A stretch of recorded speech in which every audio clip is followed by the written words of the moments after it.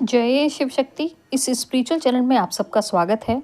हम जिस बुक को यहाँ ऑडियो वीडियो फॉर्म में सुन रहे हैं उसका नाम है जीवात्मा जगत के नियम, the laws of spirit world. यह बुक नेशनल अवार्ड द्वारा सम्मानित है। यह बुक ऑटो राइटिंग पर बेस्ड है और 2 दिवंगत बेटों की आत्माओं द्वारा उनकी माता से ऑटो राइटिंग की फॉर्म में लिखवाई गई है। यह एक आध्यात्मिक बुक है और किसी भी जाति धर्म से इसका कोई लेना देना नहीं है, इसलिए यह बुक हमारी स्पिरिचुअल ग्रोथ में सहायक है। बस चेतावनी ये है कि खुद से कभी भी ऑटो राइटिंग करने की चेष्टा ना करें, क्योंकि यह कला ईश्वर द्वारा किसी खास को दी जाती है और जानबूझकर ऐसा करना आपके लिए हानिकारक हो सकता है। चैनल को सब्सक्राइब करके, वीडियो को लाइक एंड शेयर करके आप इस आध्यात्मिक विकास की मुहिम में हमारी सहायता कर सकते हैं। साथ में बने रहिए। धन्यवाद। सुनते हैं बुक की summary. Hello friends, last topic मैंने पढ़ा था आत्महत्या पाप है। चलिए आगे बढ़ते हैं। तारीख 11 जून 1981। विषय है उच्च भली आत्माएं। ईश्वर बस एक है, हमारे सर्वशक्तिमान ईश्वर। लेकिन हमारे सबसे प्यारे ईश्वर के पास अनेक आत्माएं होती हैं जो प्रत्येक आत्मा को शुद्ध, ईमानदार, प्रेमपूर्ण, समझदार, कृतज्ञ, भला और बुद्धिमान बनाने में उनकी मदद करती है। ईश्वर के ये सहायक हम सबकी तरह मनुष्य ही थे और वे उन्हीं परिस्थितियों से होकर गुजरे हैं जिनका पृथ्वी के लोग और हम जीवात्मा अनुभव कर रही हैं। उन्होंने सैकड़ों बार पुनर्जन्म लिया है और कई बार ऊपर नीचे आने जाने के बाद वे इस स्तर तक पहुंच पाए हैं। ईश्वर के इन सहायकों को श्री उच्च भली आत्माओं के नाम से जाना जाता है और इन सब में सबसे ऊपर श्री सर्वोच्च भली आत्मा होते हैं।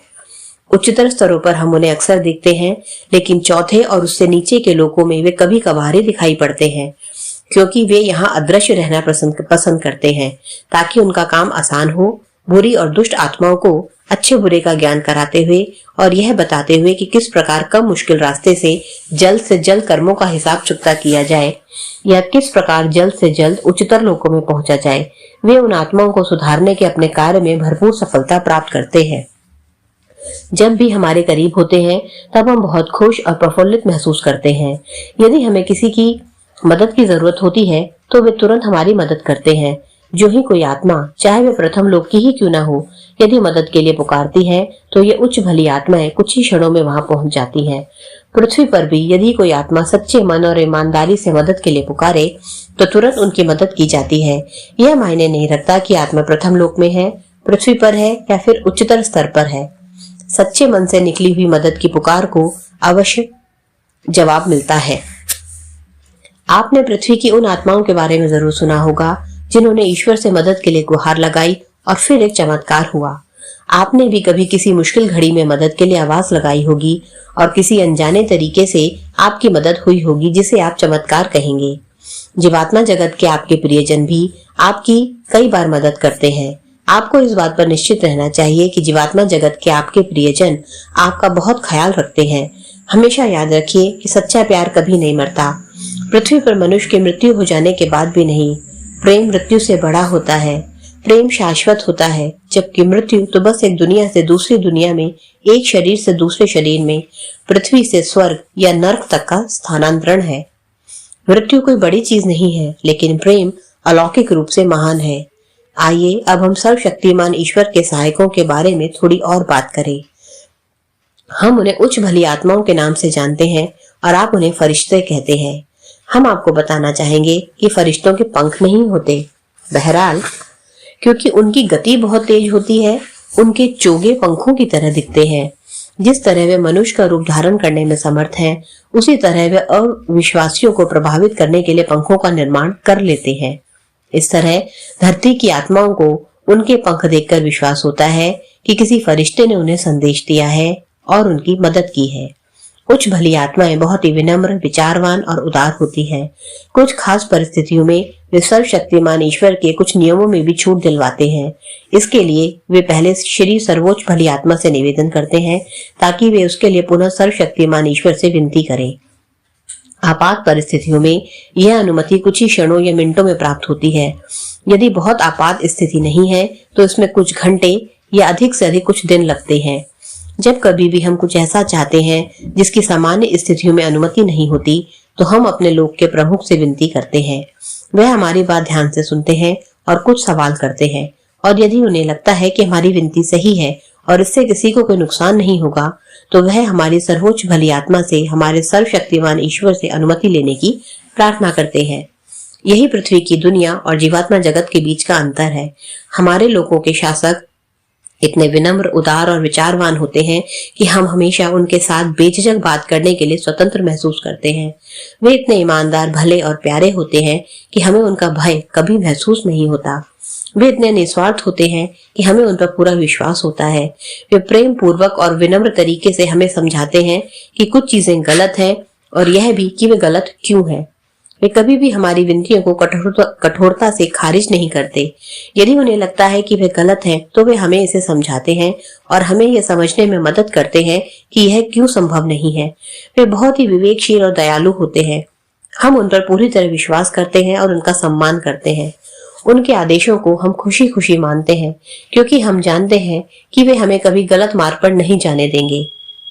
ये है सर्वशक्तिमान ईश्वर के सहायक, हमारी उच्च भली आत्माएं और आपके फरिश्ते।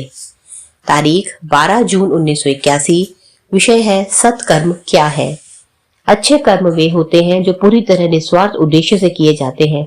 यदि इनमें थोड़ा सा भी स्वार्थ हो तो उन्हें सत्कर्म नहीं कहा जा सकता, वह स्वार्थपूर्ण कर्म ही कहलाएगा। ऐसे सत्कर्म जो निस्वार्थ भाव से किए जाते हैं, वे आपकी प्रगति के लिए सचमुच एक बड़ा वरदान होते हैं। वे आपको किसी भी अन्य चीजों की तुलना में अधिक तेजी से ऊंचाई की ओर ले जाएंगे। दुर्भाग्य से धरती के लोगों के सभी सत्कर्मों के पीछे लगभग हमेशा यह भावना होती है कि इससे उन्हें ऊंचा स्तर प्राप्त होगा और उनके पापों को क्षमा कर दिया जाएगा। हम आपको यह चेतावनी देते हैं कि ऐसी सोच आपको ऊपरी स्तर तक ले जाने के बजाय नीचे ले जाएगी। केवल ऐसे ही सत्कर्म जो स्वाभाविक रूप से और दयालुता के साथ किए जाते हैं, जिनके पीछे आपके ऊपर उठने की कोई भावना नहीं होती, उन्हें ही स्वार्थहीन सत्कर्म माना जा सकता है। अच्छा कर्म करने के बाद उसे तुरंत भुला दें, इसके बारे में जरा भी न सोचें। यदि आप ऐसा करने में सक्षम हो जाते हैं तो कोई भी स्वार्थी विचार आपके मन में प्रवेश नहीं करेगा। एक स्वार्थी प्रश्न विचार हमेशा आपको गलत रास्ते पर ले जाता है। यदि आपने अपने स्वाभाविक रूप से और भलाई के वास्ते कोई अच्छा कर्म किया हो तो उसे तुरंत भुला दें। अच्छे कर्म यदि बिना सच्चे पश्चाताप के या पूरी तरह कर्मों के फल भोगने से बचने और क्षमा प्राप्त करने के उद्देश्य से किए गए हों तो वे निस्वार्थ सत्कर्म नहीं होते। ये आपको कभी भी उच्च स्तर की ओर नहीं ले जा सकते। यह बात हमेशा ध्यान में रखें। अच्छे कर्म करने से पहले यह सुनिश्चित कर लें कि आपका उद्देश्य बिल्कुल भी स्वार्थपूर्ण ना हो। यदि आप ऐसा करने में सफल होते हैं तो आप इसे भुला देने में भी सफल हो जाएंगे। इसमें सफलता प्राप्त करना पूरी तरह आपके अपने हाथों में है। उदाहरण के लिए, यदि आप अपने प्रियजन के लिए कुछ करते हैं तो आप उस बात का प्रचार करने की परवाह नहीं करते और न ही इस पर दोबारा सोच विचार करते हैं। उस प्रिय व्यक्ति के प्रति अपने प्रेम की खातिर आप ऐसा करते हैं। आपको उनकी परवाह करना अच्छा लगता है, आप उन्हें सुखी देखना चाहते हैं और आप उनके लिए त्याग करना भी पसंद करते हैं। इसलिए आप जो कुछ भी अपने प्रियजन के लिए करें उसमें आनंद लें और फिर उस कर्म को इस तरह भूल जाएं जैसे कि वह एक स्वाभाविक बात हो जिसमें सच्चा प्रेम अभिव्यक्त किया गया हो। हाँ, इसके लिए यह जरूरी है कि आपका प्रेम सच्चा हो। एक ही पल में आपका अच्छा कर्म स्वार्थपूर्ण कर्म में बदल सकता है। इसलिए इससे पहले कि आपको ज्यादा सोचने का मौका मिले इसे भुला दें। तो याद रखें, थोड़ी सी भी स्वार्थपूर्ण सोच आपके अच्छे कर्म पर पानी फेर देगी। तारीख 13 जून 1981। विषय है प्रतिशोध। प्रतिशोध एक बहुत ही बुरी चीज होती है। पृथ्वी के लोग यह नहीं जानते कि प्रतिशोध का असली अर्थ क्या है। प्रतिशोध व्यक्ति के मन में तब आता है जब वह दूसरे के प्रति ईर्ष्याग्रस्त हो। उदाहरण के लिए मान लें, पीटर कैटी के प्रति ईर्ष्यालु है क्योंकि कैटी बहुत लोकप्रिय, प्यारी और अच्छी लड़की है। अतः पीटर उसे नीचा दिखाना चाहता है, इसलिए वह कैटी के बारे में अफवाहें फैलाना शुरू कर देता है, अथवा वह उसके प्रियजनों को उसके खिलाफ भड़काकर उसे हानि पहुंचाने की कोशिश करता है, अथवा ऐसे अन्य तरीकों से वह उसे सताने और चोट पहुंचाने की कोशिश करता है। यह पूरी तरह से गलत है। पीटर की ऐसी करतूत उसे बहुत ही निम्न स्तर तक पहुंचा देगी। अब मान लीजिए कैटी ने यह देख लिया कि पीटर ने उसके साथ गलत किया है और किस तरह उसने उसे नुकसान पहुंचाया है।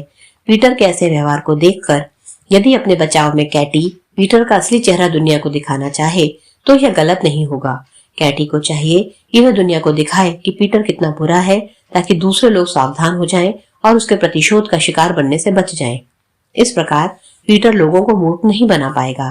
पीटर की नीचता के बारे में दुनिया को सच दिखाकर कैटी को उच्चतर स्तर प्राप्त होगा, लेकिन उसका मन सच्चा होना चाहिए और उसके इरादे शुद्ध होने चाहिए।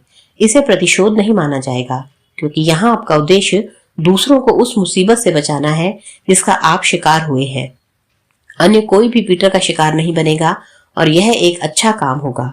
एक बात जरूर ध्यान रखें कि अपने प्रियजनों अथवा खुद को नुकसान पहुंचाकर दुष्टता का पर्दाफाश ना करें। तो इस तरह आपने देखा कि पृथ्वी के लोग प्राय अच्छे और बुरे का अंतर नहीं समझते। अब हम आपको एक कहानी सुनाने जा रहे हैं, सुरेश की कहानी। एक दिन सुरेश का परिचय एक युवा विधवा जिसका नाम जे है से हुआ। वह निम्न चरित्र की थी और उसने सुरेश पर डोरे डालने शुरू कर दिए, जो विवाहित और 3 बच्चों का पिता था। जे ने सुरेश को अपने पीछे इतना पागल कर दिया कि वह उसके झूठे प्यार के जाल में फंस गया और उसने एक घर तक दिलाने का वचन दे दिया। जे के प्रेम संबंध दूसरे लोगों के साथ भी थे, लेकिन सुरेश को इस बारे में कुछ भी पता न था। वह पागलों की तरह उसके प्रेम जाल में ऐसा पड़ा कि उसकी स्थिति जे के गुलाम जैसी हो गई। जे उससे रुपए, पैसे और गहने ऐंठती रही। जब सुरेश के पिता को पता चला कि सुरेश एक औरत पर पैसे बर्बाद कर रहा है, तो उन्होंने सुरेश से बड़े कड़क शब्दों में बात की, उसे होश में लाया, क्योंकि उन्हें पता था कि औरत उसकी कमजोरी होने के बावजूद सुरेश एक भला इंसान है। सुरेश ने अपनी गलती समझ ली और उसने जे के साथ अपने सारे रिश्ते तोड़ लिए। जे बहुत ही स्वार्थी और बदले की भावना से ग्रस्त औरत थी, इसलिए उसने सुरेश और उसके परिवार से बदला लेना चाहा। जैसा कि मैंने पहले बताया, उसके कई चाहने वाले थे और वह उनमें से एक के बच्चे की मां भी बनने वाली थी। जे ने एक जाने माने हॉस्पिटल में गर्भ की जांच करवाई और अपने गर्भवती होने का प्रमाण पत्र तैयार करवाया। इस प्रमाण पत्र को वह सुरेश के घर ले गई और उसके माता पिता और उसकी पत्नी से कहा कि सुरेश ने शादी का वचन देकर उसके साथ धोखा किया है और यह भी कि उसके साथ सुरेश का प्रेम संबंध था और अब वह गर्भवती है। उसने उन्हें कुछ अन्य कागज, जिनसे यह साबित होता था कि सुरेश ने उसके नाम पर एक घर लेने की भी कोशिश की थी, के साथ हॉस्पिटल के कागज दिखाए। सुरेश की मां इस बारे में कुछ नहीं जानती थी। कमजोर दिल होने के कारण उन्हें सुरेश के पिता ने कुछ बताया भी नहीं था। सुरेश की पत्नी को भी कुछ मालूम नहीं था। सुरेश की मां को इससे बड़ा आघात लगा और वह उसी रात चल बसी। सुरेश की पत्नी भी यह झटका न सह पाई और अपनी सास की अंतिम क्रिया के बाद वह अपने बच्चों को लेकर सुरेश का घर छोड़ गई। सुरेश और उसके पिता दुख से व्याकुल थे। उनके लिए खुद पर काबू पाना मुश्किल हो रहा था। अब वे जे को मार डालना चाहते थे, जिसने उनकी जिंदगी बर्बाद कर दी थी, और अब भी सुरेश से घर और रुपयों की मांग कर रही थी। सो वे उसकी हत्या की योजना बनाने लगे। वे भले लोग थे, लेकिन इस अपमान और अपने प्रियजनों के वियोग ने उन्हें बदले की बात सोचने पर मजबूर कर दिया था। सौभाग्य से उनका एक बहुत ही धर्मनिष्ठ मित्र उन्हें सांत्वना देने उनके घर आया हुआ था। सुरेश और उसके पिता ने उसे सारी कहानी कह सुनाई और यह भी बताया कि वे उस औरत को मारना चाहते हैं। उनके मित्र ने कहा, देखिए मित्रों, आपके साथ क्या हुआ है और आप किन परिस्थितियों से गुजर रहे हैं मैं अच्छी तरह समझता हूँ, लेकिन इस बूढ़े की बात पर ध्यान दीजिए और अपनी आत्मा को बचाइए। उस औरत को मारना आपके हाथों में नहीं है, यह पूरी तरह सर्वशक्तिमान ईश्वर के हाथों में है। इसलिए मेहरबानी कर सर्वशक्तिमान ईश्वर के विरुद्ध मत जाइए। अपने भले दिमाग से उन दुष्ट विचारों को निकाल दीजिए। ये बुरे विचार आपको उस औरत की तुलना में अधिक नुकसान पहुंचाएंगे। आप दोनों इतने नीचे गिर जाओगे कि आप अपनी प्यारी माँ को स्वर्ग में नहीं मिल पाओगे। कृपया करके इस भयानक तरीके से सोचना बंद कीजिए। इसके बजाय आप कुछ ऐसा कर सकते हैं जो सर्वशक्तिमान ईश्वर को प्रसन्न करे। उस औरत को आप रुपए देने से मना कर सकते हैं। वह एक दुष्ट औरत है, इसलिए आप लोगों को सच बताकर उसके असली चेहरे का पर्दाफाश कर सकते हैं। आप उसकी दुष्चरित्रता का भेद खोल सकते हैं। ईश्वर इससे प्रसन्न होंगे, क्योंकि उस औरत द्वारा आगे किसी को धोखा नहीं दिया जा सकेगा और शायद इससे उस औरत को भी सुधरने का मौका मिलेगा। इस नेक सलाह और मार्गदर्शन ने सुरेश और उसके पिता को पापी आत्माएं बनने से बचा लिया। आज के लिए इतना ही। धन्यवाद।